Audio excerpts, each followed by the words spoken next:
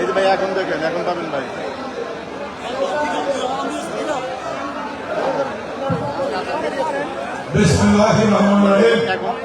এখন পাওয়া যাচ্ছে ভাই।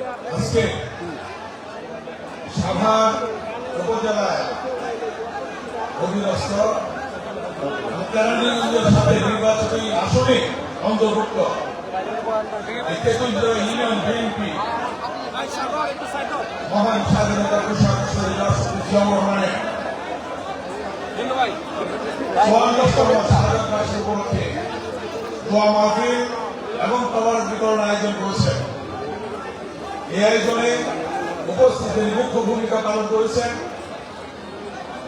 এই ইউনিয়নের সাবেক চেয়ারম্যান, এই সাভার থানার সাবেক সভাপতি, আমার হাত দিয়ে 23 বছর আগে আমার হাত দিয়ে সিগনেচার হয়েছিল জনাব জামাল উদ্দিন সরকার। এবং আজকে 16 দিন আগে করছি, কিন্তু তারপর সেক্রেটারি হিসাবে তখন আমি ঢাকা জেলার সেক্রেটারি বিএনপি, আমার হাত দিয়ে যে সেক্রেটারি হয়েছিল এই সাভার উপজেলার সাবেক নির্বাচিত উপজেলা চেয়ারম্যান, আমিন বাজারের সাবেক চেয়ারম্যান জনাব আলহাজ কফিলউদ্দিন সাহেব উপস্থিত, সাবেক সিনিয়র সভাপতি এটা ওনার পার্সোনাল ক্যামেরা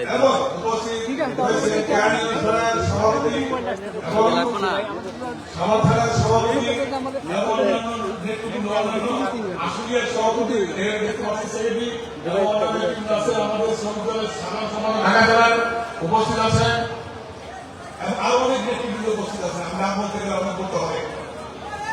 এই মাঠে আমার মনে পড়ে যখন আমরা চেয়ারম্যান মনোনয়ন দিয়েছিলাম, যে নির্বাচনটা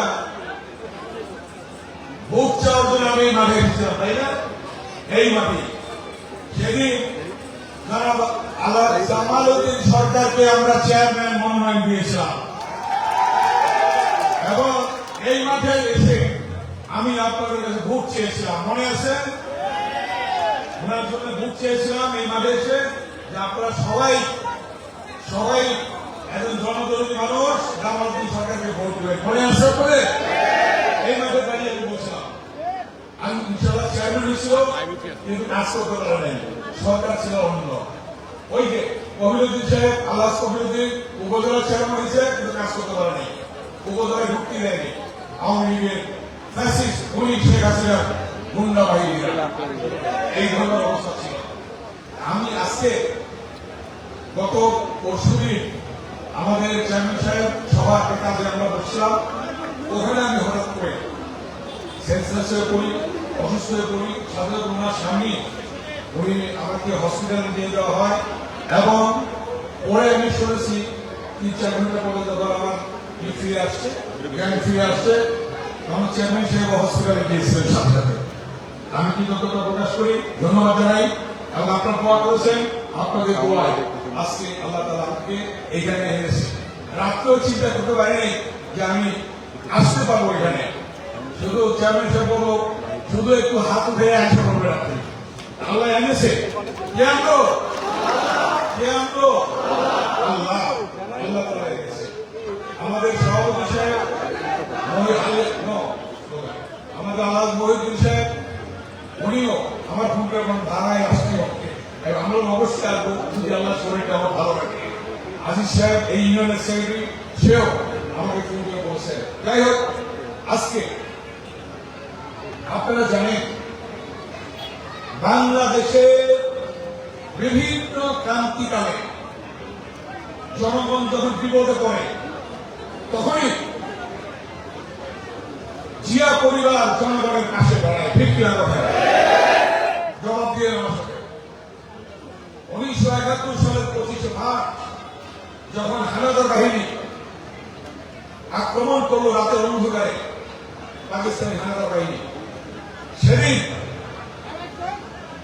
25শে মার্চ রাত গেল, দিন গেল, মানুষ দিক বিদিক কি করবে তারা চিন্তা করতে পারছে না। চট্টগ্রামে ছিলেন একজন মেজর, তিনি চট্টগ্রামের কলরঘাট বেতার কেন্দ্রে গিয়ে নিজে, আমি মেজর জিয়া বলছি, আমি স্বাধীনতা ঘোষণা করলাম। তারপরে সেনাবাহিনী, মিডিয়া, পুলিশ সহ বাংলার গামাল ছেলেরা মুক্তিযুদ্ধে ঝাঁপিয়ে পড়লো। কথাটা ঠিক না? তার মানে এই জনগণের পাশে দাঁড়ালো জিয়া পরিবারের প্রথম শহীদ জিয়াউর রহমান। স্বাধীন হলো দেশ, কিভাবে চলছিল জানেন?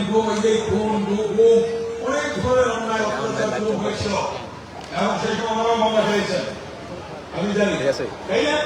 সেই মামলায় অনেক ওনারা কষ্ট করেছেন, সেই আওয়ামী 72 থেকে 75 পর্যন্ত। এর পরবর্তীতে জানেন সেনাবাহিনী, সিপাহী জনতা স্বতঃস্ফূর্ত শান্তিপূর্ণ বিপ্লবের মাধ্যমে 7 নভেম্বর তৈরি হলো, জিয়াউর রহমান ক্ষমতায় আসলো। এরপরে আপনারা জানেন স্বৈরাচারী এরশাদ ক্ষমতা দখল করে। এরশাদ ক্ষমতা দখল করার পরে তখনও জিয়া পরিবার থেকে মাঠে দাঁড়িয়েছে, রাস্তায় দাঁড়িয়েছে। বেগম খালেদা জিয়া,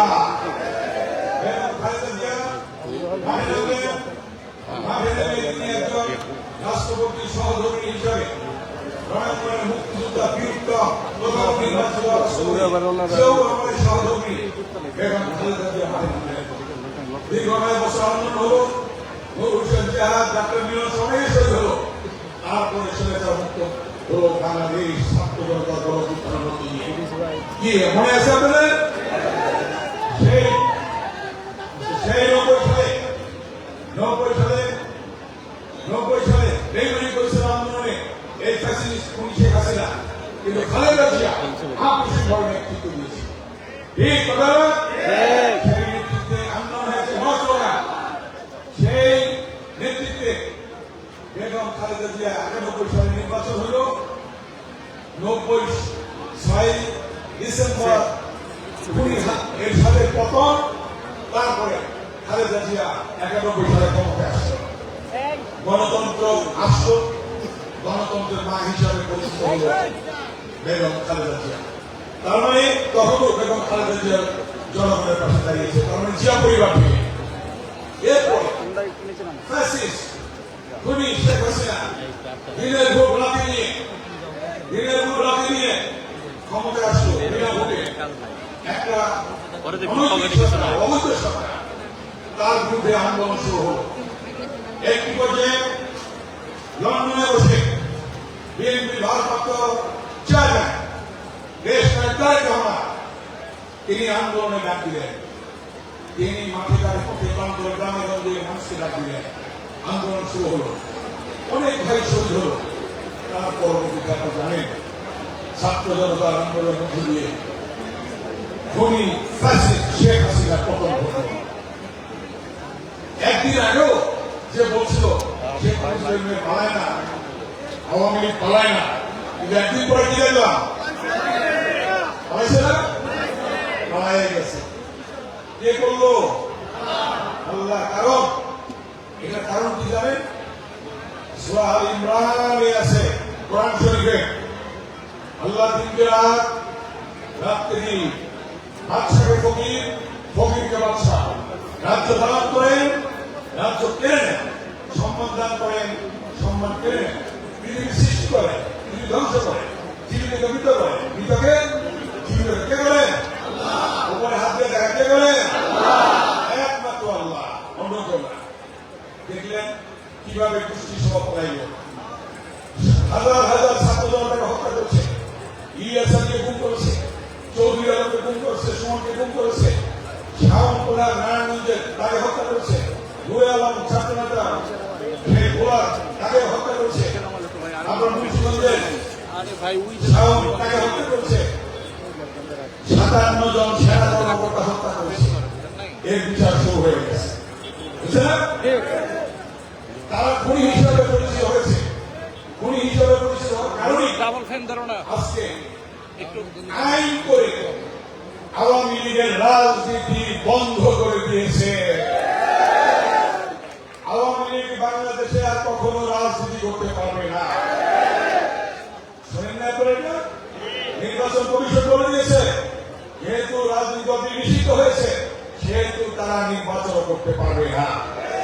আগামী দিনে আল্লাহর রহমতে আপনারা দেখেছেন বেগম খালেদা জিয়াকে 6 বছর জেল খাটিয়েছে, ন্যূনতম চিকিৎসার ব্যবস্থা করে নেয়।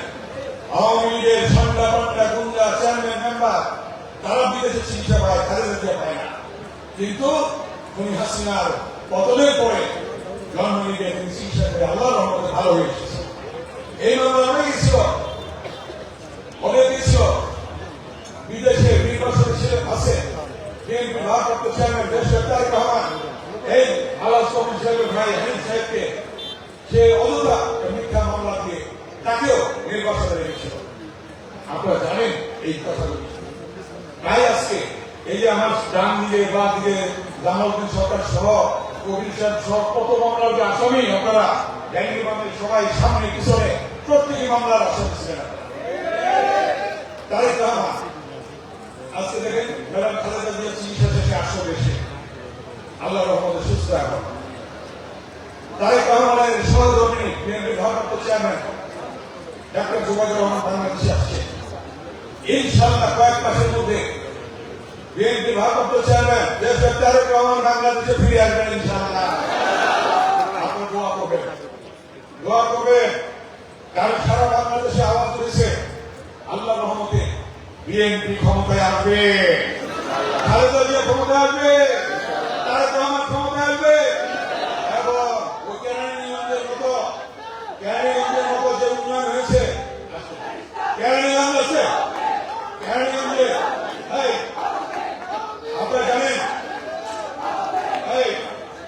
আপনারা জানেন কেরানীগঞ্জে যে উন্নয়ন হয়েছে আমি বলেছিলাম কেরানীগঞ্জের মতো ওই আমি বাজার ভাগুটা তেলেজোড়া উন্নয়ন হবে ইনশাআল্লাহ। কি বলেছিলাম? আগরতে ব্যারিস্টার আমি নির্বাচন করছে, এখান থেকে বুদ্ধিতে পারছিলেন আপনারা? পারেন নাই। এইবার ইনশাআল্লাহ আল্লাহ রহমতে এই নির্বাচনে ব্যারিস্টার আমি নির্বাচন করবে, আপনারা সকলে সেখানে গিয়ে কেন্দ্রে গিয়ে ভোট দেবেন ইনশাআল্লাহ। ঠিক আছে না?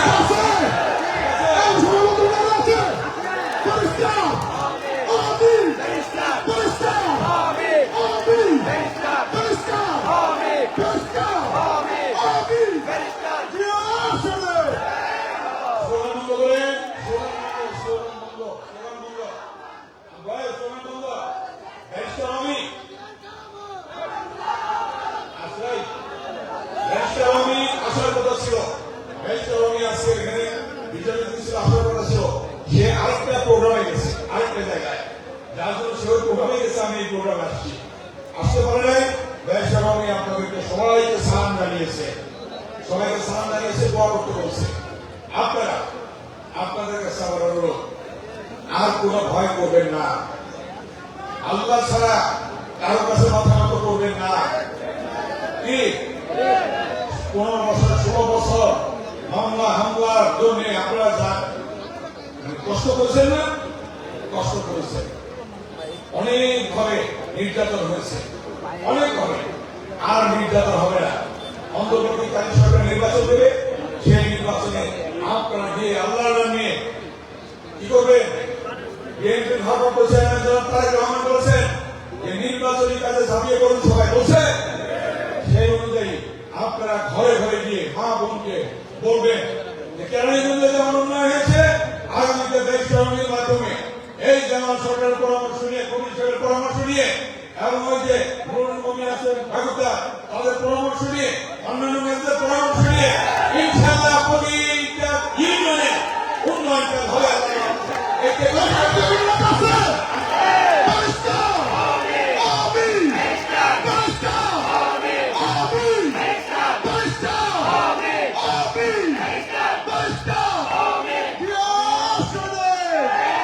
আমি আমার বক্তব্য দীর্ঘায়িত করব না। এই যে গণতন্ত্র পুনরুদ্ধার, গণতন্ত্র পুনরুদ্ধার করার জন্য, গণতন্ত্র পুনরুদ্ধার করার জন্য আবার আমাদেরকে ভোট যুদ্ধে নামতে হবে।